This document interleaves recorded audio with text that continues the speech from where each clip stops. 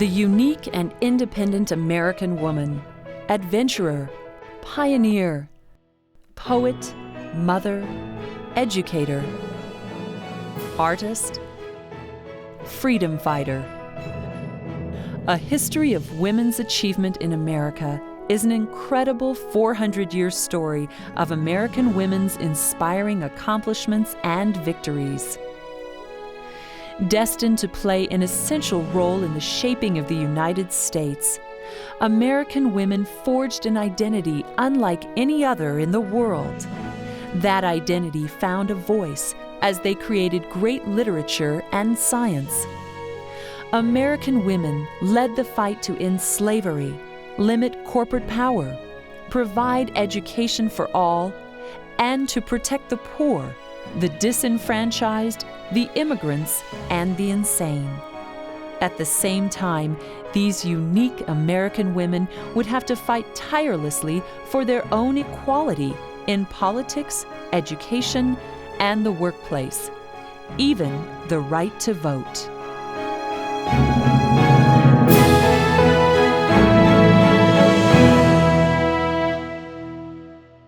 Hello, I'm Donna Mills, and welcome to the 7th episode of A History of Women's Achievement in America. The years covered in this program were the most tumultuous since the American Revolution. They included the assassination of President John Fitzgerald Kennedy, the failed Vietnam War, the resignation of a disgraced president, Richard Nixon, urban riots by blacks in American inner cities, passage of President Lyndon Johnson's Great Society legislation, and a powerful new women's movement, feminism.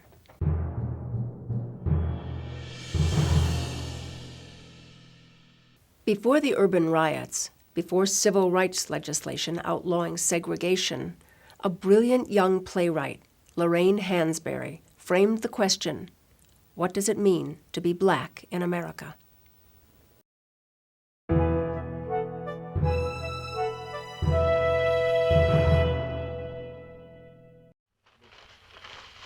You haven't even looked at it. You haven't even looked at it, and you don't even have to speak on it again?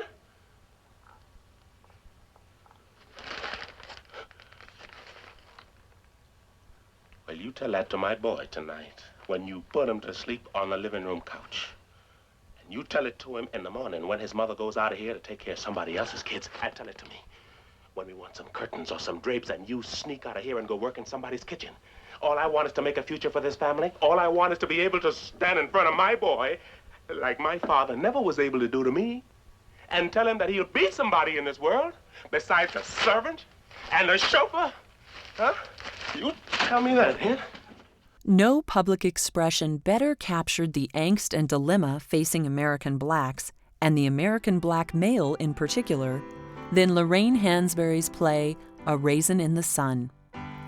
When her play opened in New York City on March 11, 1959, it achieved a number of firsts.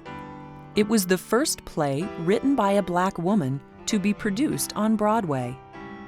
It won the New York Drama Critics Circle Award, and Hansberry was the youngest writer and the first black to receive this award. Lorraine Hansberry was born on May 19, 1930, in Chicago, the daughter of a well-known real estate broker. She grew up in Woodlawn on Chicago's South Side. Her parents were intellectuals and activists, providing her with diverse experiences of life. After attending the University of Wisconsin for 2 years, she went to New York, where she studied with W.E.B. Du Bois and wrote for Paul Robeson's Freedom magazine. Her marriage in 1953 to Robert Nemiroff, a white writer and activist, helped further to awaken her writing passion. 6 years later, her masterpiece was ready for its debut. Historically, Hansberry's play told an empirical truth. America's black community, from PhD to welfare recipient, were bound together by the fact that all were ordered to ride at the back of the bus. But with desegregation, blacks knew who they weren't. They weren't sons and daughters of slaves, and they weren't Africans. When the affluent and the professional moved into integrated suburbs and their children attended integrated schools, the sense of community and ethnicity based on Jim Crow laws dissolved. What the play so prophetically showed was the need for, as Black author James Baldwin put it, a profound articulation of the Black tradition by new Black leaders. When Lorraine Hansberry wrote Raisin in the Sun, the basic question for African Americans was integration. Now, 50 years later, the African American community is divided along political and generational lines that Lorraine Hansberry could not have imagined.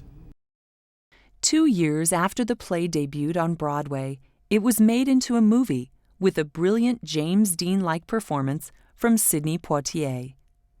Tragically, Lorraine Hansberry died from cancer at the age of 34, depriving Americans of all the tremendous stories she might have written, perhaps even contributing more to that articulation Baldwin called for. It was the most profound American women's movement since the drive 50 years earlier to achieve the right to vote. It was simply called women's liberation.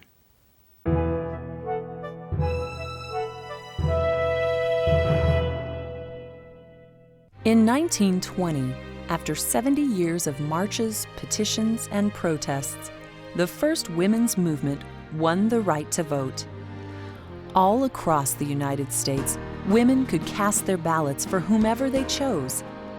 Women found the new right euphoric, and some took on new struggles: the right to equal work, equal pay, equal education. But the Depression, World War II, and the Korean War put these struggles on hold.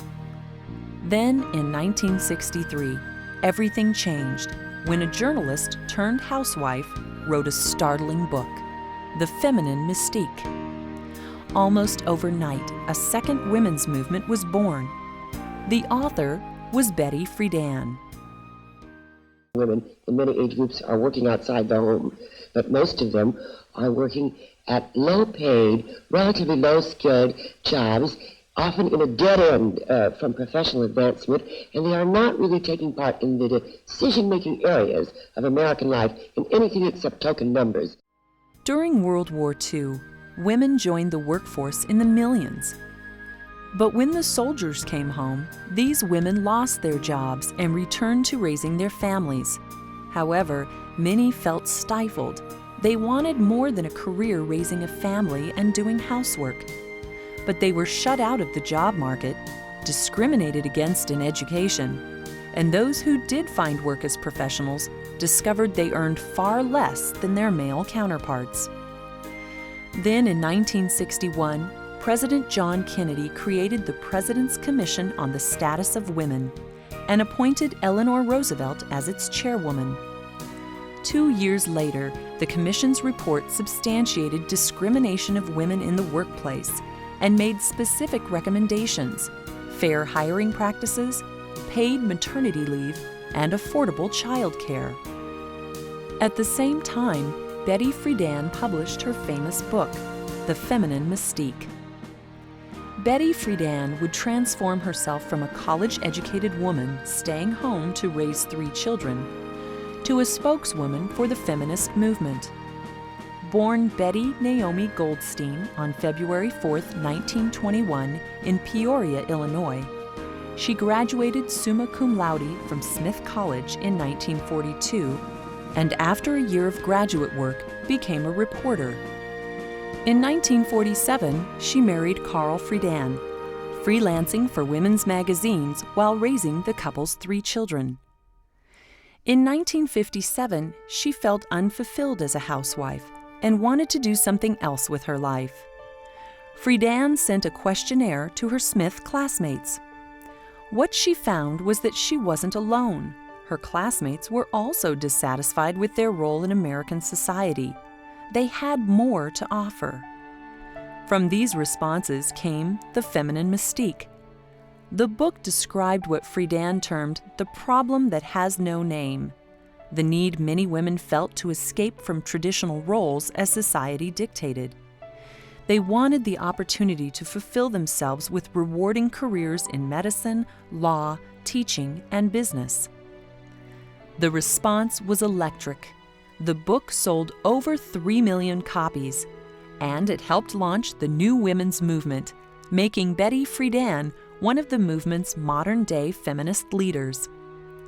Friedan went on to co-found NOW, the National Organization for Women, in 1966, and was its first president until 1970. In the years that followed, other feminist leaders emerged, including Gloria Steinem, the founder of Ms. Magazine, and Bella Abzug, who opened doors for women, first as a lawyer and then as a U.S. representative from New York. But Betty Friedan remained a driving force in the women's movement. In the arena of 20th century politics, the new women's movement joined the ranks of the special interest groups: labor, minority rights, Christian conservatives, environmentalists. Now, in the 21st century, the nation's leadership must take the pulse of these powerful lobbying organizations on every issue and decision.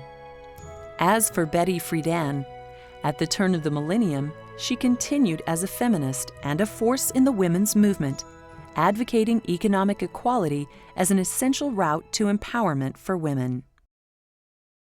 In the late 1960s, two American women changed the world. Lynn Margulis brought the interplay of cooperation to the forefront as a major biological driving force behind the creation of life and evolution. And Joan Gance Cooney brought education and television together in a brilliant new way when she created Sesame Street.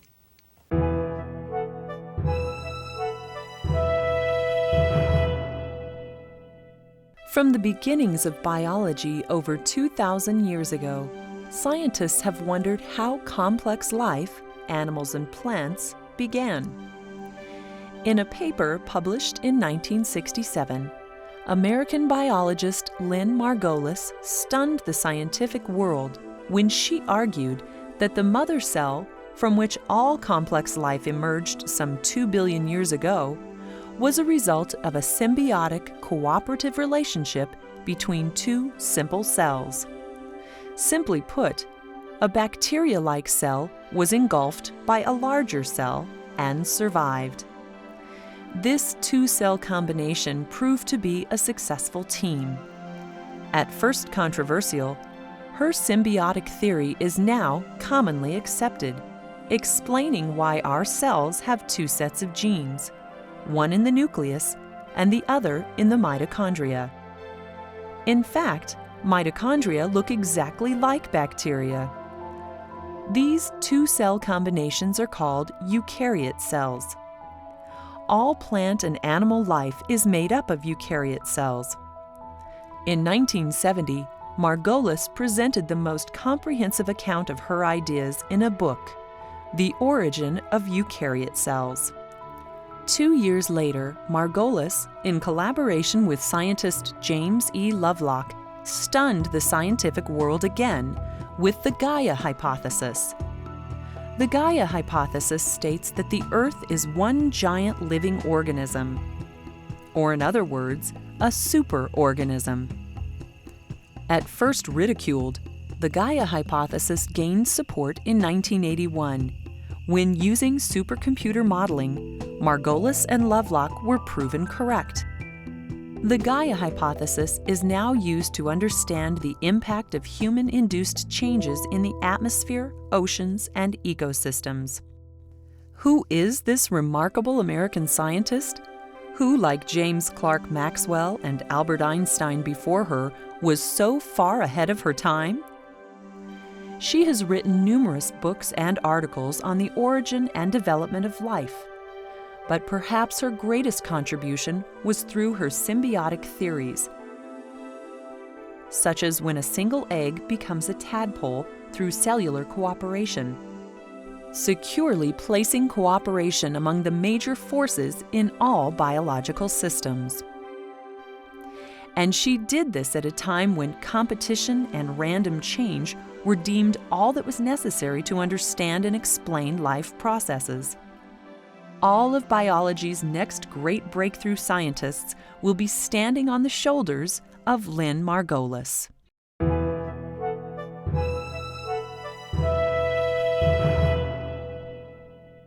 What I love most about Sesame Street is both that it teaches children what they need to know to get along in school, but also that it teaches them to be comfortable with themselves.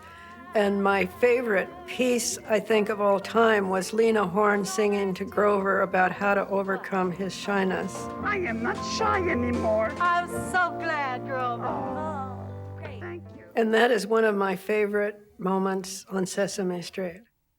Television entered American homes in the 1940s. By the 1950s, it was rapidly growing into the dominant social force in American life. Television would entertain, inform, and drive the economy by constant advertising. But could it educate? Joan Cooney showed that it could, and forever changed how Americans learned. She had the idea to present a preschool curriculum via television.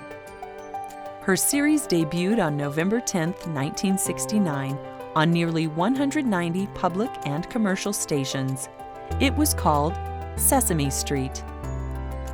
From the beginning, Sesame Street was a delightful mix of zany characters played by Jim Henson's Muppets and creative programming to delight children, while teaching preschoolers about letters, numbers, and social values. The show employed principles of learning and developmental psychology in its presentation of basic academic and social skills. Eventually, Sesame Street reached over 120 million children in over 130 countries around the world. Some say that Sesame Street is the single largest educator of young children in the world.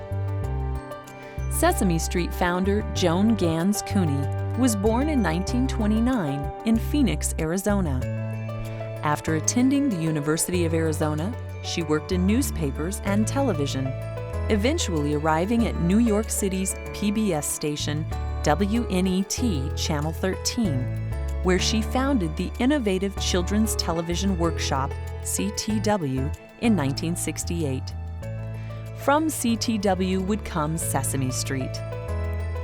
21 years after Sesame Street debuted, Cooney stepped down as president of CTW to become chair of the executive committee. In 1995, she received the Presidential Medal of Freedom. Cooney's vision to combine education and the new electronic media of television and computers is just beginning to reach its full potential. All Americans owe her a great debt of gratitude for preparing our children to succeed in school and in life. There's been no more important nor controversial Supreme Court decision with regard to women's issues than Roe v. Wade.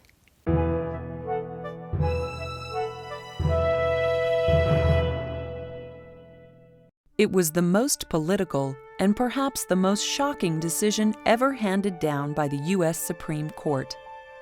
As a result, after 1973, every politician, every high judicial appointment, every attorney general would have to lay out how he or she felt about the law created by 9 black-robed gentlemen on that January day.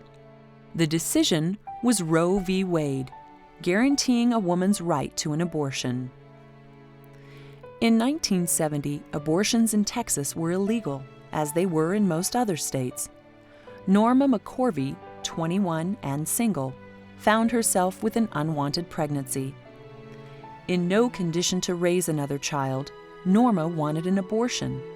She met with a lawyer, Linda Coffey, a women's rights activist, and agreed to test the Texas abortion statutes as unconstitutional. To protect Norma, they changed her name to Jane Roe. The lawsuit became Roe v. Wade. Henry Wade was the Dallas, Texas District Attorney arguing in favor of abortion laws. The case went all the way to the U.S. Supreme Court. The Ninth Amendment stated that rights not spelled out in the Constitution belong to the people. The author of the Bill of Rights, James Madison, had put this in to protect American citizens from the tyranny of the state. Earlier court decisions had used this argument in Griswold v. Connecticut to proclaim the right to privacy in the bedroom. In Roe v. Wade, the Supreme Court extended this idea to a woman's right to do with her body what she chose within limits. From that moment on, Roe v. Wade became one of the most polarizing issues in America. A pitched battle developed between the pro-choice advocates on the left and the right-to-life advocates on the right. Battles that at times turned violent as tens of thousands of abortion protesters were arrested, abortion clinics bombed, and doctors killed. Nevertheless, in the last year of the century, American doctors performed 861,000 legal abortions. Hispanic American culture emerged in the 60s and 70s and had its first female television superstar in an exciting new golfer, Nancy Lopez.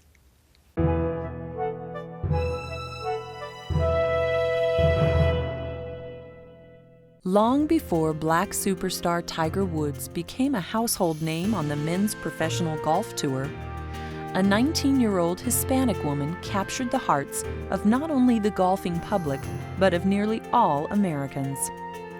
As a result of the United States victory over Mexico in the 1848 Mexican-American War, Hispanics in America's desert Southwest and California suddenly found themselves under U.S. rule. Many spoke only Spanish and were mistrusted by the new culture that now controlled their lives. For the next 120 years, like blacks, they faced discrimination. And like blacks, they persevered, working hard to give their children a better life. Nancy Lopez's father, Domingo, gave his daughter the best possible chance he could when he put a golf club in her hands at age 8. Born in Torrance, California in 1957, Nancy Lopez won a Pee Wee tournament at age 9. 20 years later, in 1978, Lopez set a record by winning 5 straight tournaments, including the LPGA Championship, her first major tournament victory.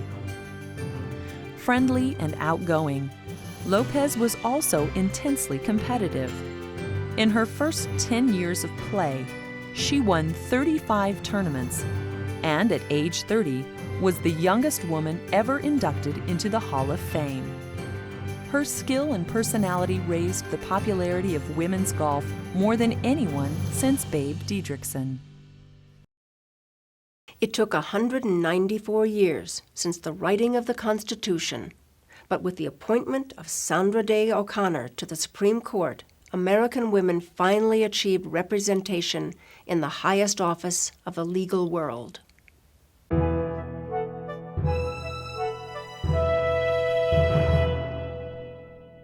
When Sandra Day O'Connor was appointed by Ronald Reagan in 1981 to the highest court in the land, the U.S. Supreme Court, it was the ultimate benchmark in the ongoing struggle by women to become full American citizens in the eyes of the law.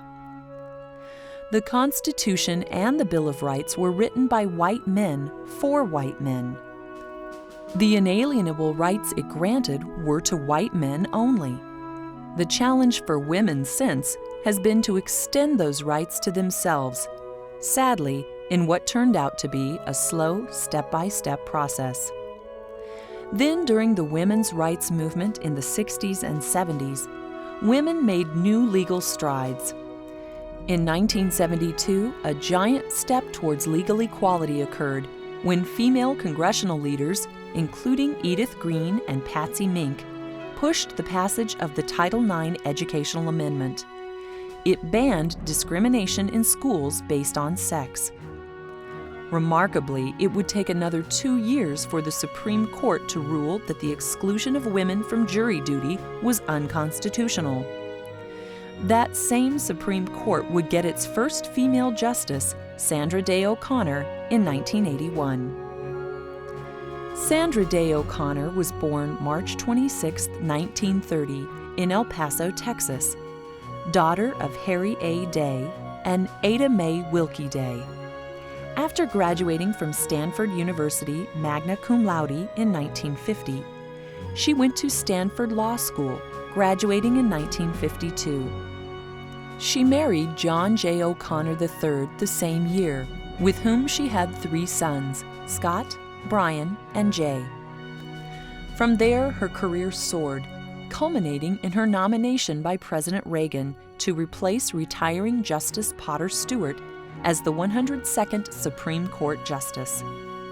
She became the first woman member of the United States Supreme Court on July 7, 1981. However, Sandra Day O'Connor's appointment disappointed both liberals and conservatives.